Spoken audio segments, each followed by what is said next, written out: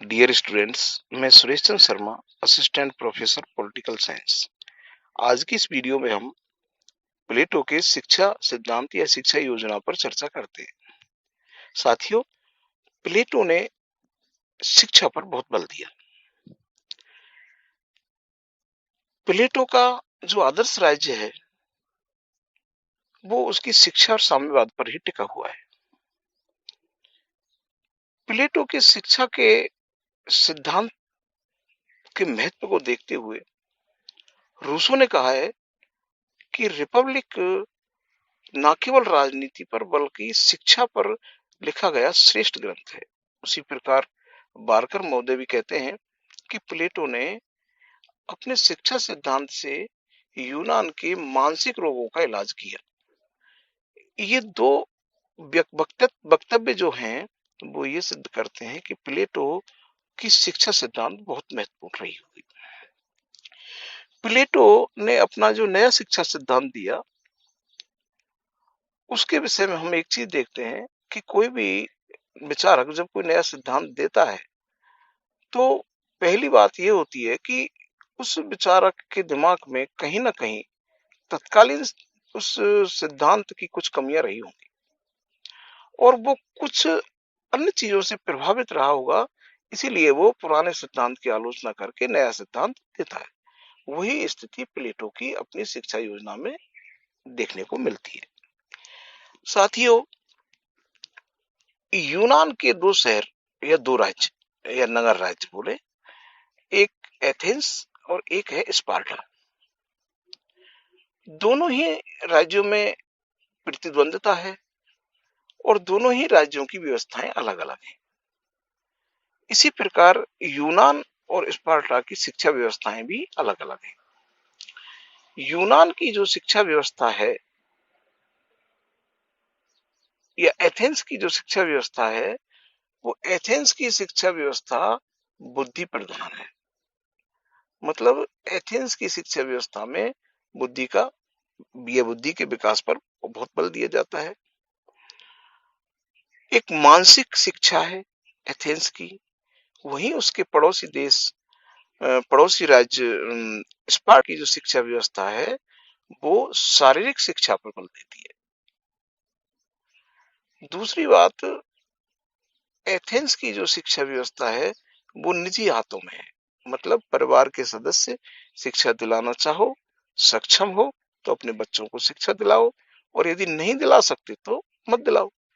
परंतु स्पार्टा में जो शिक्षा व्यवस्था है वो कंपलसरी है और वो राज्य के अधीन है और निःशुल्क है।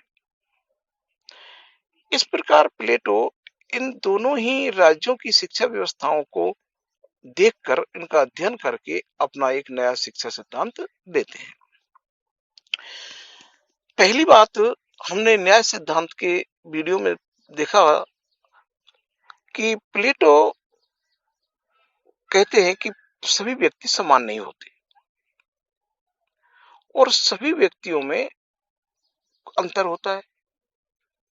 किसी में बुद्धि अधिक होती है, किसी में साहस अधिक होता है, तो किसी में भैया उत्पादन या इच्छाएं अधिक होती है। तो प्लेटो कहता है कि व्यक्ति के गुणों के आधार पर ही उसको शिक्षा दी जानी चाहिए। ये नहीं कि सबको एक जैसी शिक्षा दे दो। एक जैसी शिक्षा यदि सभी लोगों को दी जाएगी या विभिन्न गुणों वाले लोगों को एक जैसी शिक्षा दी जाएगी तो उस शिक्षा का प्रतिफल वो नहीं आएगा जो प्लेटो चाहते हैं। भैया, जिनको मानसिक शिक्षा दी जाएगी या जो शासक वर्ग होगा, जिसका मानसिक कार्य होगा, उसे मानसिक शिक्षा दी जाए और जिसका काम शारीरिक होगा उसे शारीरिक शिक्षा दी जाए। ये एक व्यवहारिक सिद्धांत है। तो प्लेटो अपने इस व्यवहारिक शिक्षा सिद्धांत पर आगे बढ़ते हैं। प्लेटो कहते हैं कि शिक्षा का उद्देश्य जो है वो है समाज का कल्याण करना, उपयोगिता, समाज की उपयोगिता। जो शिक्षा समाज के लिए उपयोगी ना हो, जिस शिक्षा से एक अच्छा प्रशासक वर्ग तैयार ना हो, वो शिक्षा किस काम की। इसी विचार को आगे बढ़ाते हुए प्लेटो अपने शिक्षा सिद्धांत में दो विभाजन करते हैं, एक सैद्धांतिक शिक्षा और दूसरी है व्यवहारिक शिक्षा। सैद्धांतिक शिक्षा में प्लेटो अपने शिक्षा को 3 स्तरों में बांटते हैं। पहला स्तर है प्राथमिक शिक्षा, प्राइमरी एजुकेशन।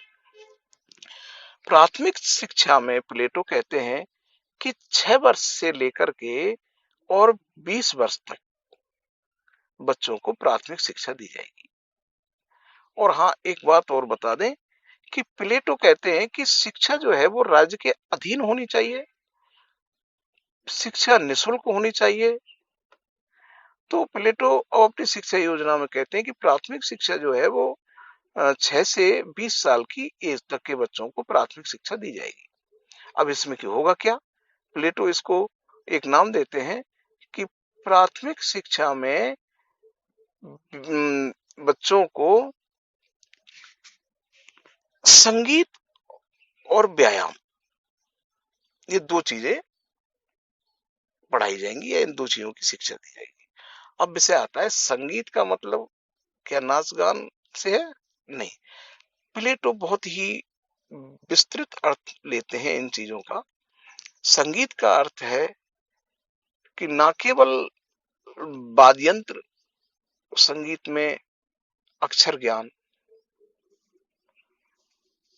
भाषाओं का ज्ञान, ललित कलाओं का ज्ञान, चित्रकला का ज्ञान, मतलब व्यक्ति के मानसिक विकास के लिए जो जो सिलेबस में चीजें होंगी, जो जो चीजें पढ़ाई जाएंगी, उनको प्लेटो संगीत में रखते हैं। दूसरी चीज है व्यायाम। व्यायाम का मतलब केवल कसरत से नहीं है। प्लेटो कहते हैं कि व्यायाम का भी एक बहुत बड़ा विस्तार से अर्थ लेते हैं कि व्यायाम में सारी चीजें आएंगी जो कि शरीर से रिलेटेड होंगी, जिनमें कसरत भी है, आहार विज्ञान भी है, शरीर में बीमारियां कैसे होती हैं, क्यों होती हैं, उनका निवारण क्या होना चाहिए, क्या करने से बीमारियां नहीं होंगी। इस प्रकार शारीरिक और मानसिक 2 वर्गों में शिक्षा को बांट देते थे। शारीरिक शिक्षा में व्यायाम, जिसमें शरीर से संबंधित ज्ञान दिया जाएगा, और मानसिक शिक्षा में संगीत, जिसमें अक्षर ज्ञान, संगीत, ललित कलाएं और मानसिक विकास की सारी शिक्षाएं दी जाएंगी। 18 साल तक ये प्रक्रिया चलती रहेगी। 18 साल के बाद प्रत्येक विद्यार्थी को 2 साल का सैनिक कोर्स कराया जाएगा, 2 साल की सैनिक शिक्षा दी जाएगी। ये जो सैनिक शिक्षा है, ये प्लेटो स्पार्टा से प्रेरित होकर के इसको इंक्लूड करते हैं। जबकि जो संगीत और व्यायाम की शिक्षा है, खासकर विशेषकर संगीत की शिक्षा है, ये प्लेटो अपने एथेंस से लेते हैं। तो इस प्रकार दोनों ही शिक्षाओं का मिक्सअप किया है।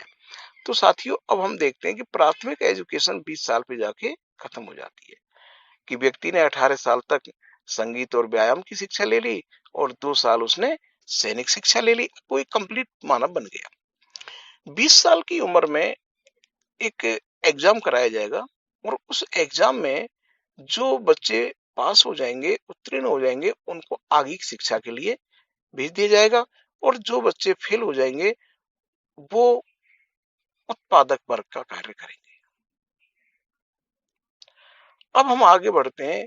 शिक्षा का जो अगला चरण है वो है 21 से 30 वर्ष तक। इस शिक्षा के चरण में प्लेटो अपने विद्यार्थियों को ज्योमेट्री, मैथ और तार्किक चीजें, ऐसी चीजें पढ़ाएंगे, और इस ज्ञान से व्यक्ति में परिपक्वता और लॉजिकली होता चला जाएगा, और 30 साल की एज में व्यक्ति को एक एग्जाम देना होगा, स्टूडेंट्स को एक एग्जाम देना होगा, और इस एग्जाम में जो पास हो जाएंगे उन्हें आगे ट्रांसफर कर दिया जाएगा, और जो फेल हो जाएंगे उन स्टूडेंट्स को सैनिक वर्ग में रख लिया जाएगा। तो हम शिक्षा के अगले चरण को देखते हैं, कि जो चरण 30 साल से 35 साल तक चलता है। इस चरण में व्यक्ति को फिलॉसफी, तर्क, द्वंद्व, ऐसी एक कह सकते हैं हम अप्रत्यक्ष विषयों का ज्ञान कराया जाएगा, सूक्ष्म विषयों का ज्ञान कराया जाएगा, जिससे उसमें सूक्ष्मता बढ़ेगी और उसका डिसीजन मेकिंग और की क्षमता बढ़ेगी उसमें। तो ये शिक्षा देकर के प्लेटो 35 साल की उम्र तक ये शिक्षा देंगे, और 35 साल की उम्र में जो व्यक्ति इसमें पारंगत रहेंगे वो शासन प्रशासन का कार्य करेंगे, और 35 साल की एज में जाकर के प्लेटो का जो सैद्धांतिक शिक्षा का पक्ष है, जो शिक्षा का सैद्धांतिक पक्ष है, वो खत्म हो जाता है। यहां से आगे प्लेटो की एक व्यवहारिक शिक्षा प्रारंभ होती है जो 15 साल चलती है। इस सैद्धांतिक शिक्षा में, शिक्षा के हर चरण में उत्तीर्ण होने वाले व्यक्ति को व्यवहारिक शिक्षा के लिए समाज के भीतर छोड़ दिया जाता है। अब वो समाज के थपेड़े खा करके सीखता है कि व्यवहारिकता क्या होती है, और इस प्रकार 15 साल अर्थात 50 साल की उम्र तक वो सामाजिक ज्ञान लेता है, और उसके बाद प्लेटो को अपनी शिक्षा के माध्यम से एक दार्शनिक राजा की प्राप्ति होती है। तो साथियों, प्लेटो का ये जो शिक्षा सिद्धांत है, ये अपने आप में एक बहुत ही अनूठा सिद्धांत है, जिसकी विशेषताओं पर बात करें तो हम देखेंगे कि उस युग में, ईसा से भी 400 साल पहले की बात है ये, उस युग में प्लेटो कहते हैं कि शिक्षा पर स्त्री और पुरुष दोनों का अधिकार है। अर्थात प्लेटो अपनी शिक्षा योजना में स्त्री पुरुष दोनों को सम्मिलित करते हैं। दूसरी बात, प्लेटो का जो शिक्षा सिद्धांत है वो एक पक्षीय नहीं है। प्लेटो का शिक्षा सिद्धांत मानसिक और शारीरिक दोनों ही पक्षों पर बल देता है। प्लेटो की शिक्षा सिद्धांत की विशेषताओं में हम एक चीज और देखते हैं कि प्लेटो राज्य नियंत्रित शिक्षा पर बल देते हैं, जिससे कि गरीब और अमीर दोनों ही प्रकार के व्यक्ति अपने बच्चों को शिक्षा दिला सके। दूसरी बात, प्लेटो की शिक्षा सिद्धांत की विशेषताओं में हम देखते हैं कि प्लेटो अनिवार्य शिक्षा पर बल देते हैं कि सबके लिए शिक्षा लेना अनिवार्य है। ये प्लेटो के शिक्षा सिद्धांत के कुछ सकारात्मक पक्ष हैं। अब हम कुछ उसके शिक्षा सिद्धांत के नकारात्मक पक्षों की बात करते हैं, तो देखते हैं कि प्लेटो का जो शिक्षा सिद्धांत है ये बहुत एक लंबा और एक जटिल प्रक्रिया सी लगती है कि 35 साल तक व्यक्ति शिक्षा प्राप्त करेगा तो फिर वो काम कब करेगा, और उसके अलावा भी उसे 15 साल और शिक्षा लेनी है, मतलब 50 साल तक वो सीखता ही रहेगा। तो ये एक थोड़ी सी एक लंबी प्रक्रिया है। दूसरी बात, प्लेटो की शिक्षा सिद्धांत में आलोचनाओं में हम देखते हैं कि प्लेटो, कुछ लोग आलोचना करते हैं कि प्लेटो उत्पादक वर्ग के लिए शिक्षा की व्यवस्था इतनी ढंग से नहीं कर पाते जितने वो शासक वर्ग के लिए करते हैं। इसके अलावा प्लेटो का जो शिक्षा सिद्धांत है वो एक, उसमें काल्पनिकता ज्यादा है, व्यवहारिकता उसमें कम है। इस प्रकार हमने प्लेटो के शिक्षा योजना या शिक्षा सिद्धांत पर आज प्रकाश डाला। Thank you.